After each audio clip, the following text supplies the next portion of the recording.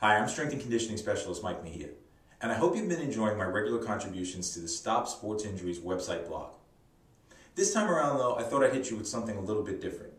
It's a brief video presentation that will show you how to do a complete dynamic warm-up protocol to help you get ready prior to sports practices, games, and even workouts.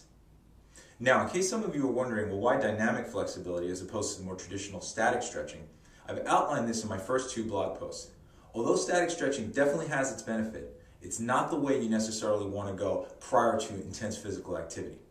Because your goals during your warm-up period should be to 1, increase blood flow and temperature to your working muscles, 2, increase your range of motion, and 3, fire up your central nervous system, getting your body ready for action.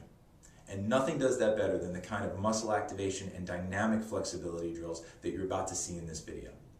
So give it a look, learn how to do the drills, take your time, some of them are a little bit challenging, and let's see if we can get you implementing this type of flexibility in your warm-up period as a way to get your body prepared and ready to go for physical activity.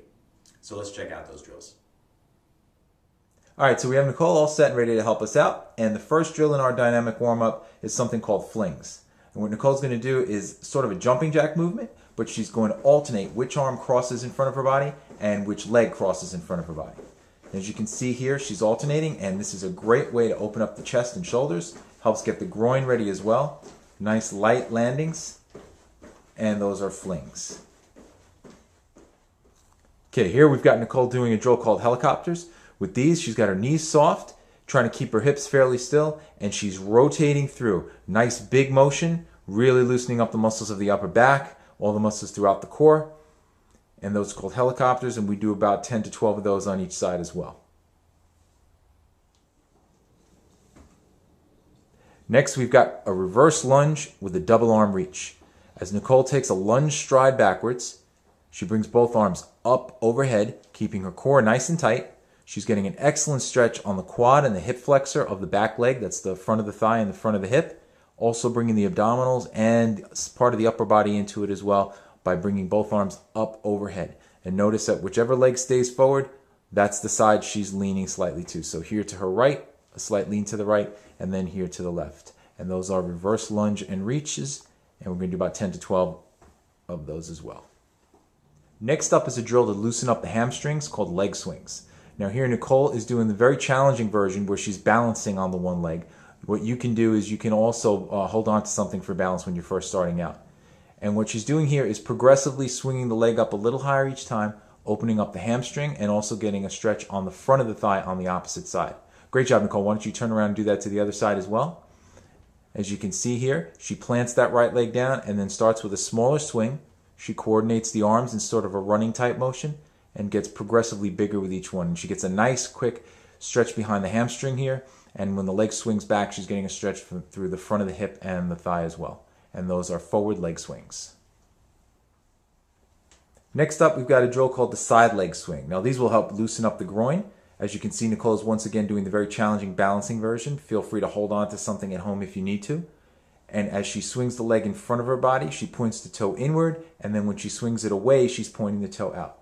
Great job, Nicole. Let's see what that looked like to the other side as well. Here she goes with the right leg. Again, a lot of work in terms of stabilizing on that left leg in terms of balance, and pointing the toe in as she crosses the body and pointing the toe out as she goes away. And that will loosen up the groin nicely, and those are side leg swings.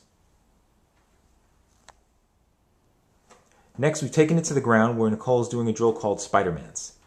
Now with these, she gets into a push-up position and then brings one leg around right next to where her hand would be and then drops that same forearm down as she also lowers the back knee towards the ground. This will give you a terrific stretch in the front of the thigh and the hip on the back leg, and on the forward leg it will help open up the groin. Great job here. You want to keep your core brace nice and tight, and those are called Spider-Mans. Okay, here we flip Nicole over onto her back for a drill called the Iron Cross. Now here what she's doing is lifting one leg up, getting a dynamic stretch in the hamstring, and then she will simultaneously sweep that leg over, trying to get as close to her hands as possible. Now you may not be able to get as close as she can. It takes flexibility. She's been doing these for a while. Bracing the core tight, up and over to the one side. A lot of control, not just letting the leg flop over. And you'll notice also that she's keeping the opposite shoulder down on the ground. She's not letting the back come up off the ground here, only the lower back. This will help stretch out the lower back, the glutes, and all the way down the side of the leg as well. And that's called the iron cross. Okay, we flipped over and moved into a drill called scorpions. Pretty much the opposite of an iron cross. This time what we're doing is we're bringing the foot up and over, again towards the hand, keeping the chest near the ground. And we're getting a great stretch, not only in the muscles in the front of the hip and the thigh, but she's activating the muscles around the spine as well, getting a nice stretch into the abdominals. And she's also turning her head away from the direction where the foot is going. So you'll notice that now as she goes with her left leg, she brings her head to the right and vice versa. Great job, and those are called scorpions. Our final drill is called the pike return. With these, Nicole's going to be getting a standing position, bring her fingertips to the ground, and then walk out into a push-up where her hands are slightly, hold that for a second, Nicole, hands slightly past the level of her head. This is very challenging for the core. From there, she's then going to walk back up towards her feet, pressing the heels down into the ground as much as she can. Walk that back and through. Excellent job. Give me a few reps there, Nicole. Notice the nice neutral spine there. She doesn't allow her lower back to sag. And when she walks back up, she keeps her legs straight, her knees straight, pushing the heels down, really getting a great stretch through the calves, the hamstrings, and even the glutes and lower back as well at the top.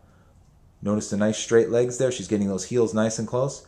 And she walks out to a position where her hands are out in front of her head, challenging her core. And those are pike returns.